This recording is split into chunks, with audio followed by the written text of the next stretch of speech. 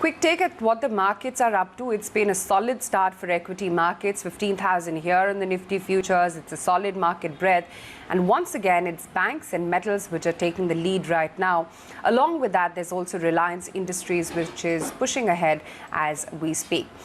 But let's shift focus and let's talk about insurance. What's the impact really of the second wave of the virus and COVID claims? Health insurance clearly is emerging as the big theme. What are the trends within the insurance space and what is the scope then for insurance penetration going forward? Let me welcome on board Vighnesh Shahane, the MD and CEO at Ageas Federal Life Insurance, and also Girish, Chairman and MD at Vidal Health, joining in on the show right now. Gentlemen, morning both of you. Good to have you on the show. Girish, if I could start off with you, the infection rate in the second wave has been much higher as compared to what we saw the same time last year. What is the kind of rise in claims that you're currently witnessing? Yeah, you're absolutely right. I think this time the rate has been significantly high.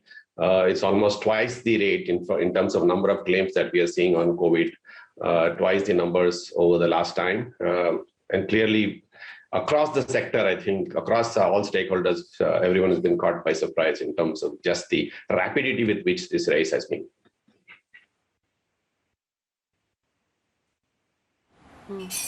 Vighnesh, just to pick up on that point, what are the trends in the mortality rate so far? Has mortality also risen higher than the first wave? And what really then is the outlook ahead, given the apathy at the health infrastructure right now? As of now, most insurance companies and the insurance industry has shown an increase of about 25 to 35%, mostly due to COVID in terms of mortality and from a life insurance perspective. But most of this has been very partially offset by roadside accidents due to lockdown for the better part of last year. There was no traffic on the roads. Very small offset by roadside accidents. But most of this is due to most increases seen in companies who are more aggressive than we've seen in the group term products. So they show a higher incidence of increase in claims.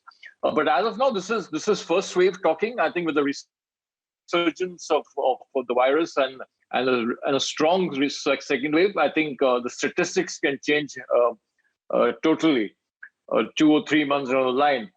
As far as the health infrastructure is concerned, I think insurers are getting a little wary more so for high net worth policies, term policies. Term policies have shown a big uptick in the last 6 months. Now insurers are getting a little wary. Reinsurers are getting a little wary. They're becoming a little more stringent in writing. They're talking of increasing rates for the second time in a row. So that could be a reality.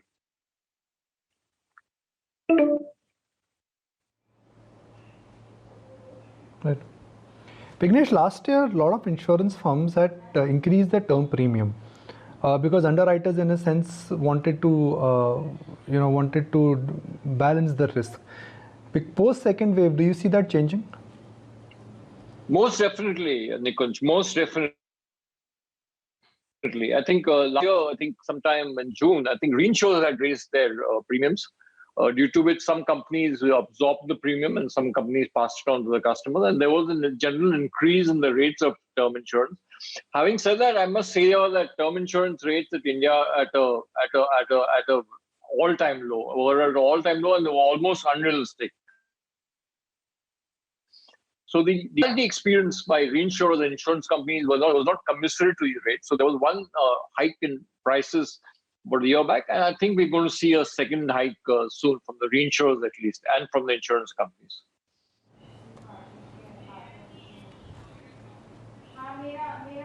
Okay. What, to your mind, really could be the quantum, Bigness? People are talking about, there was a 15 to 20% hike the first time around, and people are speaking of a similar hike. It all depends on the mortality experience this resurgence wave throws up, but at least a 15 to 20% is my best guesstimate, Nikunj.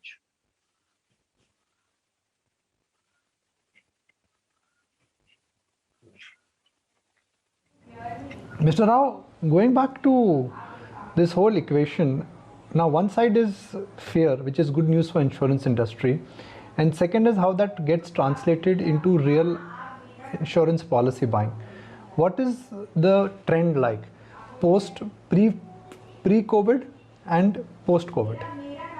Yeah, I think two things have triggered this. One is the fear. I think, like you rightly said, it's now sort of en masse. Otherwise, traditionally, I used to joke saying that somehow people under 40 think they will never die and they will never fall sick. And it's only when you touch that 40, the beautiful number of 40, that people suddenly start thinking about insurance. And most people actually tend to buy at the age of 50. So I think that one thing has changed. The other thing that's changed is, I think, also the perception of what should be the ticket size. Historically, I think for some reason, the average ticket size has been sub 2 lakhs per policy per head. That is also changing. I think people are realizing that you need to vary and plan for the unthinkable and make sure that you have adequate premium, adequate policy cover when you fall sick for even if it's a 1 in 100-year event. So we are seeing about 10 to 12% increase in terms of compared to the previous time in terms of number of policies, and about 7-8% increase in terms of the type of policies in terms of upgrade. So if typically somebody had a 2 lakh policy, you're seeing about 20-25% of them going up to the 3 lakh to 4 lakh policy. So both sides we're seeing that impact.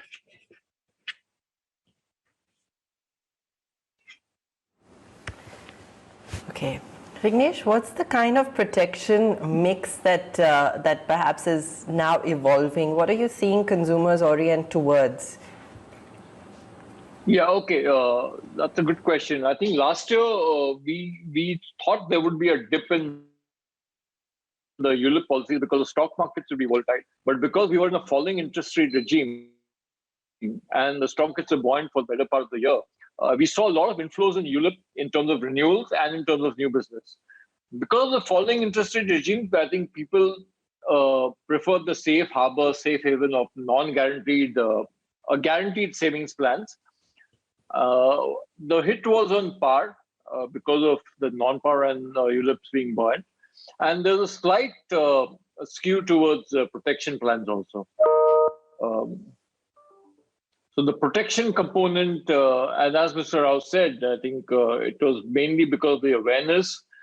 So the number of protection plans increased. The ticket sizes also increased because people found out that they were generally underinsured. And also because a lot of acceleration and thrust was in the from the industry came in its digital journey. So a lot of industry, a lot of players in the industry actually accelerated the digital journey to reach out to customers in a safe, secure, remote way and promote the sale of these products, especially online term.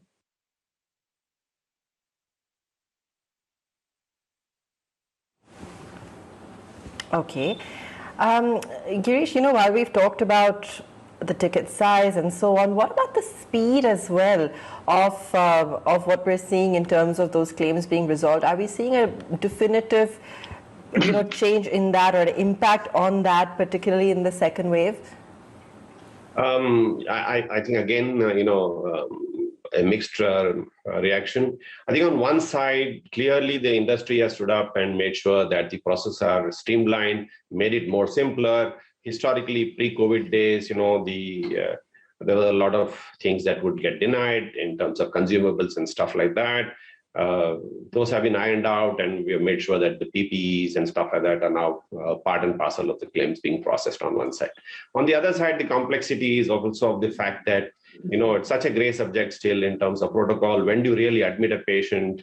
What kind of treatment? How aggressive is that treatment? When do you take him into ICU are some of the challenges that the industry is facing. But by and large, I think if you purely look at large headline message in terms of TATs, clearly it's been improved. I think 95% of pre-auths now happen under half an hour for these cases.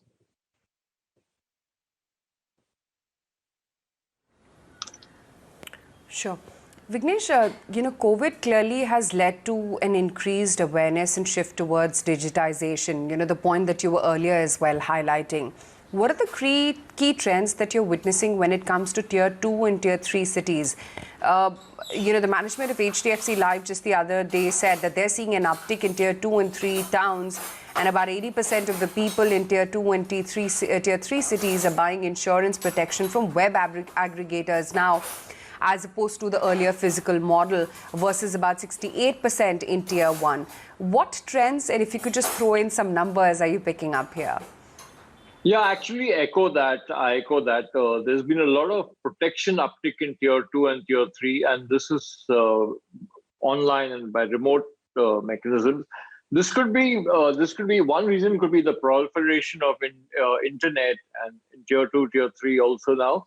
I think a bigger reason could be the need for people to buy policies remotely and not expose themselves to agents or distributors offline. So as of now, we see a trend and lower ticket, but definitely higher numbers in protection policies. The other trend I've seen in tier 2 is, again, like I said earlier, a gravitation towards guaranteed savings plans, because they prefer the safe harbor instead of the volatility of the stock markets. But I think the focus on digital and leaning towards digital could be more because of they want to keep themselves safe, secure, and not expose themselves to distributors and agents in this time.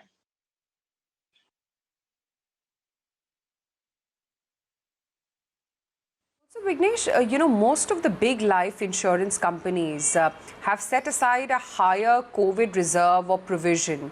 What happens to smaller players? Will they also have to do the same?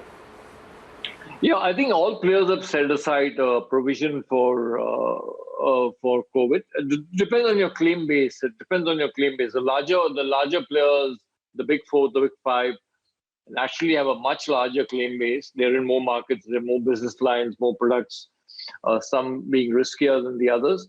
The smaller players like us, we are a mid-sized player. We also have made provisions, but not to that extent. But everybody has had to make provisions, and possibly will be making provisions and reserving this year too.